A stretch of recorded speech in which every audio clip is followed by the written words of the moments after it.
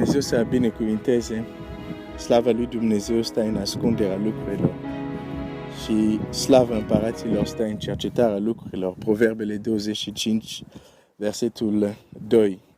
Nu știu dacă ți s-a întâmplat să mergi pe stradă și cineva să-ți spună ceva, de fapt să-ți spună o singură frază și să te oprești, să nu mai poți să mergi pentru că nu te așteptai să auzi ce ai auzit. Probabil să te întorci și să te uiți la persoana respectivă, dar să nu știi ce să spui. Mi s-a întâmplat de câteva ori. Astăzi, duminica, mi s-a întâmplat. Dar să-ți spun mai întâi odată unde mi s-a întâmplat, unde am fost surprins. Și astăzi am fost surprins. Odată se întâmplă în România, astăzi s-a întâmplat în Franța. De asta era și mai uimitor ce mi s-a întâmplat. În mai puțin de ore mi s-a întâmplat. Odată plecam, statam în, cum se numește cartierul respectiv?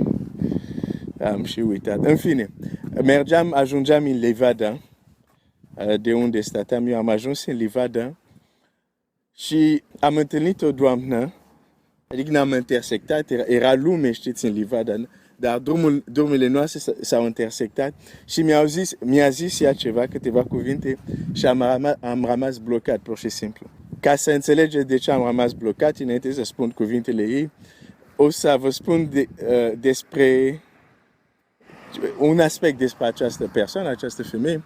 Această femeie arata ca o persoană care nu are unde sta, care a stat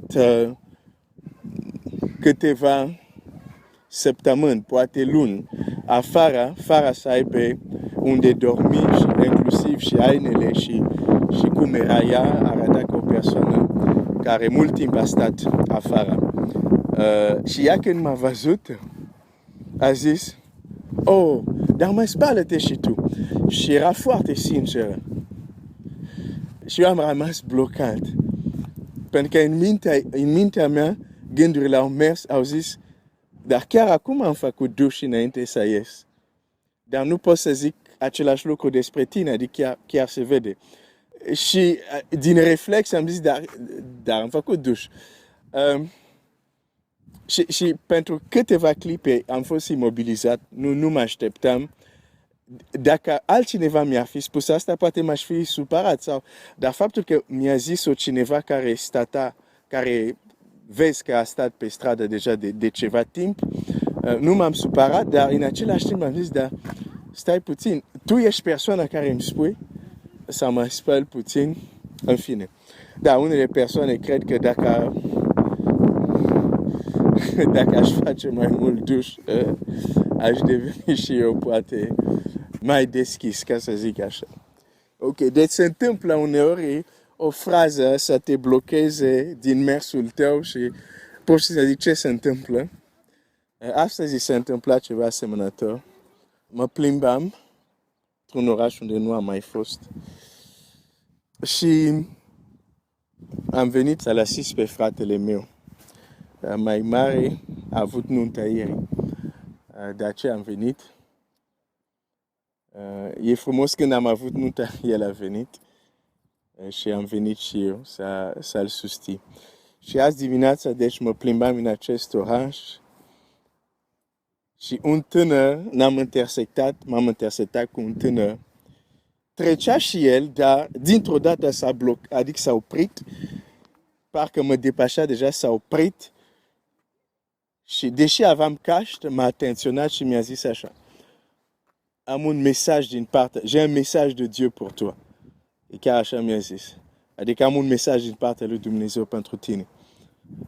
Și bineînțeles asta m-a blocat și zice, Iisus te iubește. Și pur și simplu apoi a continuat drumul lui. Am rămas blocat. Am zis, wow. Am zis, nu știam ce să gândesc.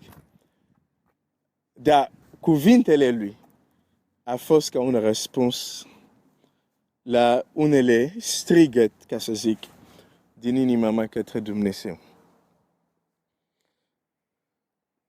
Deci Dumnezeu vorbește. Și nu știu dacă El a realizat, da sau nu, cât impact ce a spus, dar și azi și zilele următoare, cuvintele care mi le-a spus, foarte simple, vor avea un impact mare asupra mea. Când am început să merg din nou, un gând mi-a venit.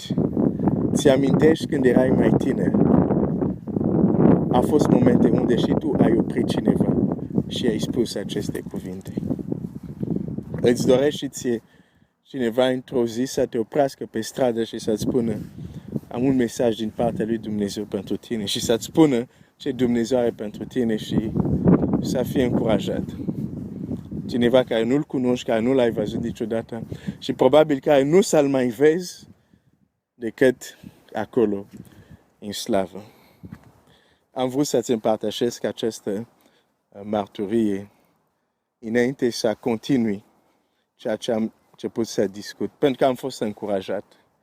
Dumnezeu vorbește. Dumnezeu vorbește. Și mulțumesc lui că m-a încurajat. Dumnezeu se ascunde și ne dă oportunitate să putem să-L căutăm. Și dacă vrem să-L căutăm pe Dumnezeu, unde începem să avem grijă să nu-L căutăm acolo unde nu este El. Pentru că avem o tendință, și o să vedem astăzi mai departe, avem o tendință uneori să-L căutăm pe Dumnezeu acolo unde nu este El, pentru că avem tendință să vrem să-L punem pe Dumnezeu acolo unde ne convine nou să mergem să-L căutăm. Mă repet din nou. Avem tendință să mergem să-L căutăm pe Dumnezeu acolo unde El nu este, pentru că avem noi, ca și oameni, o tendință să-L punem pe Dumnezeu într-un loc unde ne convine nou să mergem să-L căutăm. O să am o ilustrație ca să poate mă fac mai bine de înțeles. Pentru că am văzut deja că nu contează cât de sincer ești, cât de bună intenție ai, cât de multă voință pui, dar dacă îl cauți pe Dumnezeu acolo unde nu este, degeaba. Nu-l vei găsi. Deci este important, da, să-l căutăm, dar să avem grijă să-l căutăm acolo unde este. Dar pentru a-l căuta acolo unde este, trebuie să eliminăm acolo unde nu este, și un loc unde nu este e exact acolo unde noi îl trimitem pe Dumnezeu ca să fie, pentru că ne convine să fie acolo și El nu este. Ok, mă repet. Voi citi un text foarte cunoscut, chiar voi citi mai multe versete. Văd că timpul a înaintat cu mărturii care am împărțit. Dar hai să citim Luca 24, versetul 1. În ziua întâi a săptămânii, femeile acestea și altele împreună cu ele au venit la mormânt dis de dimineață și au adus miresmele pe care le pregătiseră. Au găsit piatra răsturnată de pe mormânt. Au intrat înăuntru și n-au găsit trupul Domnului Iisus. Fiindcă nu știau ce să creadă, iată că li s-au arătat doi bărbați îmbrăcați în haine strălucitoare. Îngrozite, femeile și-au aplecat fețele la pământ, dar ei l-au zis: pentru ce căutați între cei morți pe cel ce este viu? Reține această frază. Pentru ce căutați între cei morți pe cel ce este viu? Nu este aici, ci a înviat. Aduceți-vă aminte ce v-a spus când era El în Galilei. Când zicea că Fiul omului trebuie să fie dat în mâinile păcătoșilor, să fie răstignit și a treia zi să învieze.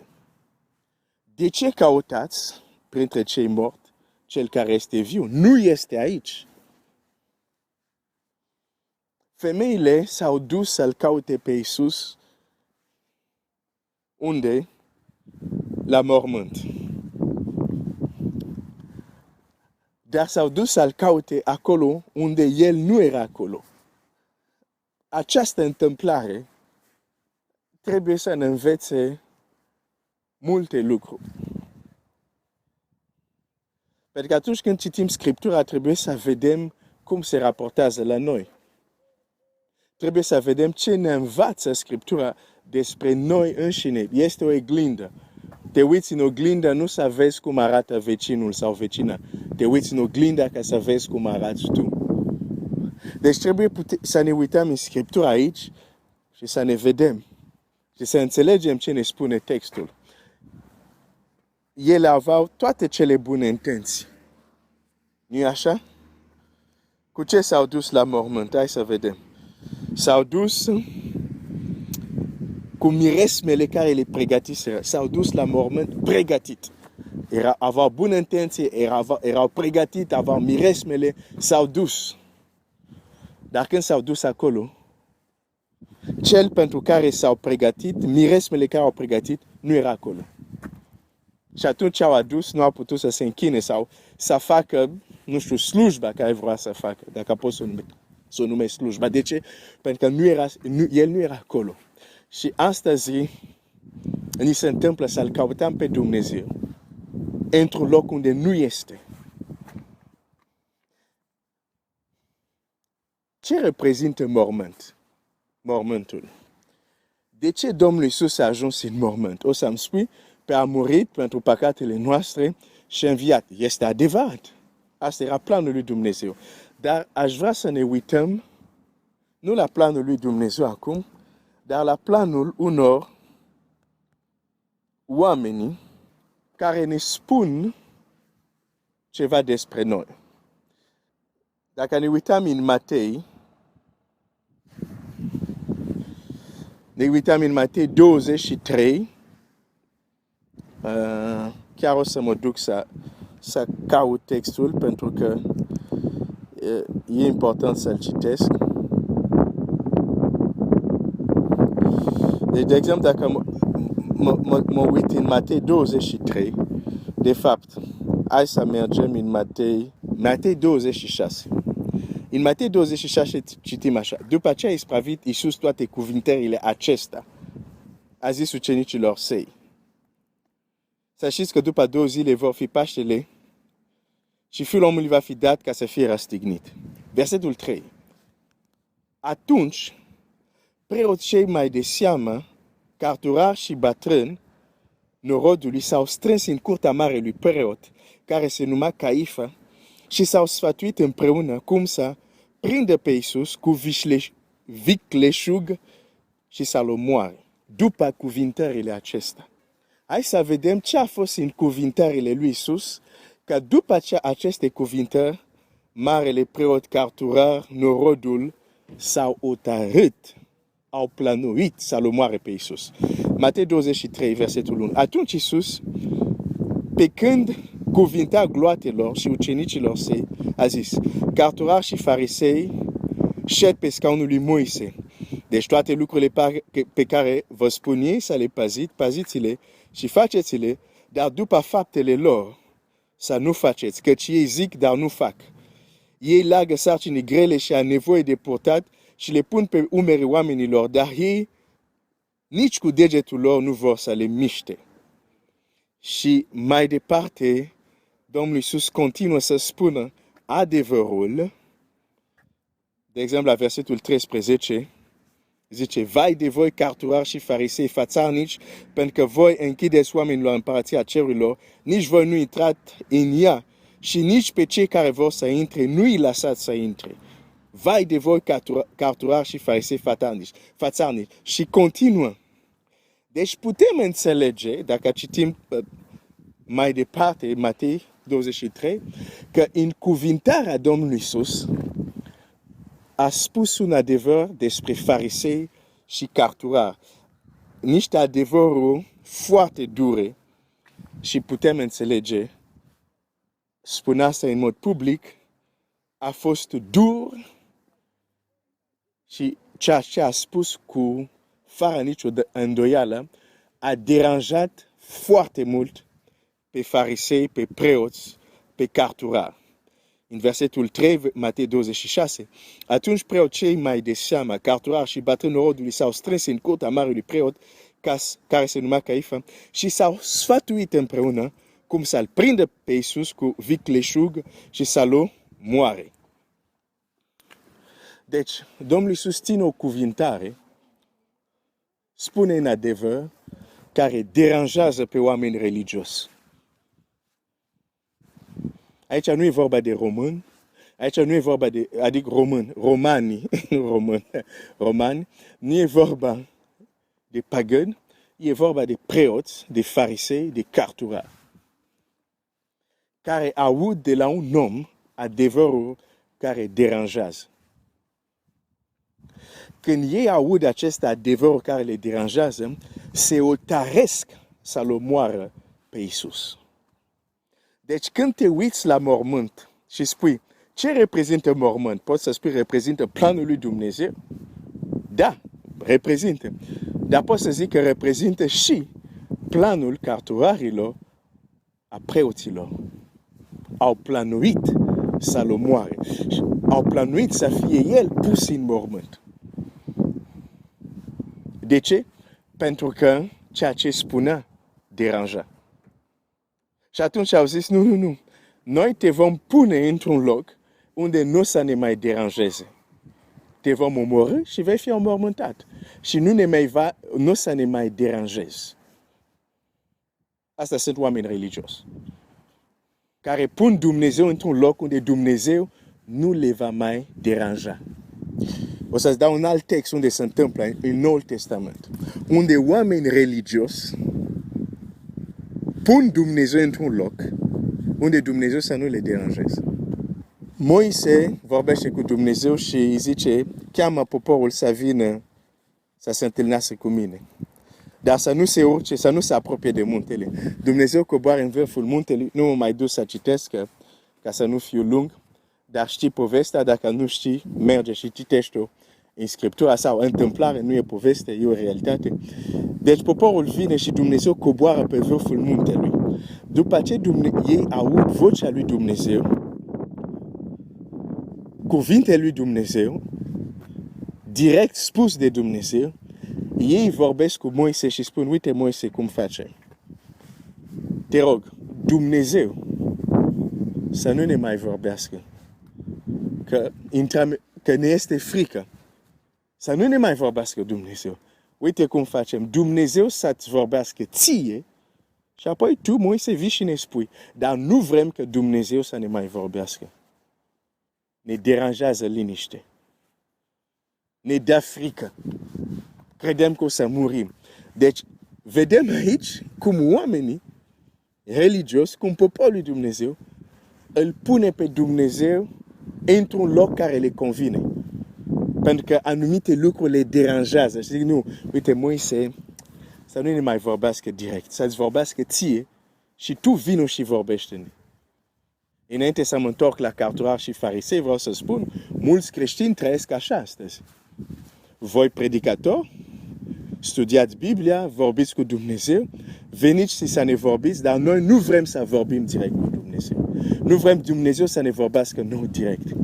Că s-ar putea să ne spună lucruri care ne deranjează. Pentru că voi, pastorilor, dacă spune ceva care ne deranjează, putem să aruncăm roșii asupra voastră. Putem să vă intimidăm, dar Dumnezeu nu putem. Așa că voi vorbiți cu noi nu o să vorbim cu Dumnezeu. E mai confortabil. Un predicator să vină mereu să-ți vorbească din partea lui Dumnezeu, că tu singur să cauți Dumnezeu să-ți vorbească. Sunt multe lucruri unde, pentru confortul și liniștea noastră, îl punem pe Dumnezeu într-un loc care ne convine. Domnul Iisus i-a deranjat, l-au pus într-un mormânt, că acolo nu o să mai vorbească și le convenea. Acum, pot să-ți ia, pentru că timpul e deja înaintat, nu vreau să fiu lung, aș putea să-ți iau multe alte exemple unde noi facem exact asta. Ceva ne deranjează și îl punem pe Dumnezeu în poziție care vrem. Hai să-ți mai dau un exemplu. Dumnezeu vorbește prin Biblie, da, dar nu numai. chiar ți-am dat un exemplu, cum Dumnezeu mi-a vorbit, dar nu era prin Biblie. Da, credința noastră trebuie să se bazeze pe cuvânt. Sunt total de acord. Dar dacă îmi spui că Dumnezeu astăzi vorbește doar prin Biblie, e greșit și nu este biblic. Da. Aș adăuga. E foarte confortabil să spui că Dumnezeu astăzi vorbește doar prin Biblie. Știi de ce? Pentru că Biblia te o controlezi. E ușor să-L trimiți pe Dumnezeu și să spui, Dumnezeu, vorbește doar prin Biblie. E foarte confortabil. Pentru că Biblia te o controlezi. O deschizi când vrei, o închizi când vrei. Cu alte cuvinte, tu vii la Dumnezeu, ok, Doamne, am deschis acum Biblia, dacă vrei să-mi vorbești, îmi vorbești. Am închis-o, tu nu mai poți să-mi vorbești. Am control. Te pun în locul unde îmi convine. Și atunci, dacă nu deschid Biblia pentru câteva zile, chiar dacă trăiesc greșit, tu nu o să vii direct prin Duhul tău Sfânt să mă mustri și să-mi vorbești. Să-mi pierd liniște. Deci sunt multe lucruri de genul ăsta care le facem fără să ne dăm seama, dar efectiv ce facem de fapt e pentru a ne păstra confortul sau liniște, îl trimitem pe Dumnezeu într-un loc care ne convine. Nu mai am timp, dar mai am multe alte exemple.